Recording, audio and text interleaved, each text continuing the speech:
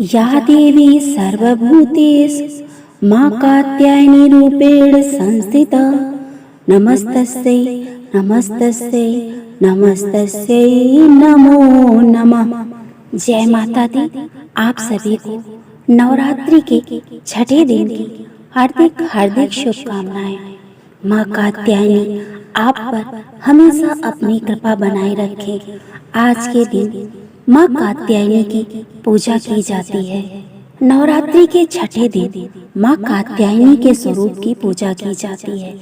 नवरात्रि के छठवें दिन मां दुर्गा की छठी शक्ति मां कात्यायनी की पूजा आराधना के लिए होता है।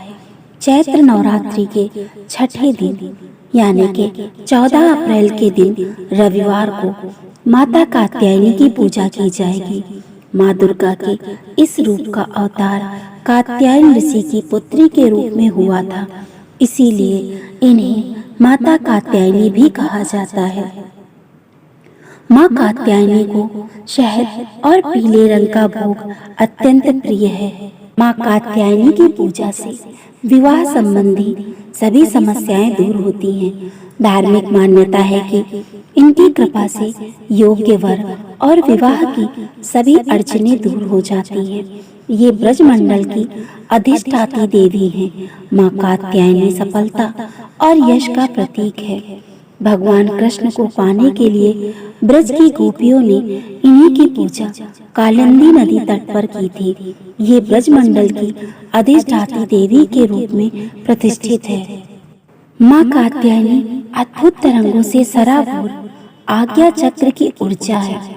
आज्ञा चक्र शरीर में शक्ति केंद्र का छठवां मूल चक्र है। माता कात्यायनी का संबंध बृहस्पति ग्रह से है और आंशिक रूप से शुक्र भी से है। महिषासुर मर्दिनी का यह स्वरूप बेहद दिव्य और भव्य है। माँ स्वर्ण के समान चमकीली और भास्कर है। माता कात्यायनी की 4 भुजाएं हैं, जिनमें दाईं ओर वाली भुजा अभय मुद्रा में है और नीचे वाले हाथ में कमल है। वहीं बाईं ओर की तरफ वाले हाथ में तलवार है और नीचे वाले में कमल सुशोभित है। माँ कात्यायनी की सवारी सिंह है। नवरात्रि के छठवें दिन की पूजा भी अन्य नवरात्रि की तरह की जाएगी। माँ कात्यायनी की पूजा शुरू करने से पहले चारों तरफ गंगा जल से छिड़काव करें। इसके बाद कलश पूजन घी का दीपक जलाकर करें और माता को पीले फूल और पीले नैवेद्य अर्पित करें। साथ ही रोली, अक्षत, लाल चुनरी, धूप, दीप आदि चीजों को अर्पित करें और पूरे परिवार के साथ माता के जयकारे भी लगाएं।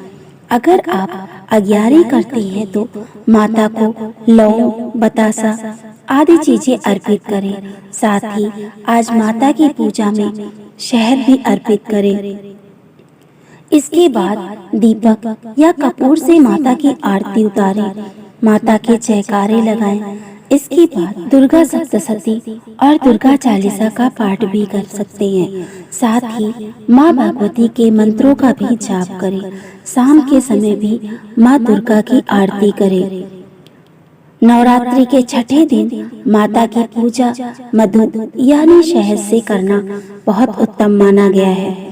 आज माता के भोग में शहद अर्पित करें। इसके लिए आप पान में शहद मिलाकर माता को भेंट कर सकते हैं। शहद के अलावा आप माँ कात्यायनी को मालपुआ का भोग भी लगा सकते हैं। शीघ्र ही विवाह के लिए गोधूली बेला में पीले कपड़े धारण करके माता की पूजा करें। इसके साथ ही सबसे पहले दीपक जलाएं और माता को पीले फूल चढ़ाएं। इसके बाद माता को शहद के साथ 3 हल्दी की गांठें चढ़ाएं। हल्दी की गांठों को अपने पास सुरक्षित रखें। रात्रि के छठे दिन माँ कात्यायनी की पूजा का विधान है। इनको माँ भगवती का छठा रूप माना जाता है। माँ कात्यायनी को युद्ध की देवी भी कहा जाता है। माता का स्वरूप स्वर्ण के समान चमकीला माना जाता है और इनको प्रिय पीला है। मानते हैं कि माँ की पूजा से न कि सिर्फ असीम बल की प्राप्ति होती है, बल्कि इनकी कृपा से विवाह में आने वाली सभी अड़चने दूर हो जाती हैं। आइए सुनते हैं कात्यायनी माँ की व्रत कथा। पौराणिक कथा के अनुसार वन्नीकथ नाम के महर्षि थे। उनका एक पुत्र था जिनका नाम कात्य रखा गया। इसके बाद कात्य गोत्र में महर्षि कात्यायन ने जन्म लिया। उनकी कोई संतान नहीं थी। उन्होंने माँ भगवती को पुत्री के रूप में पाने के लिए कठोर तपस्या की।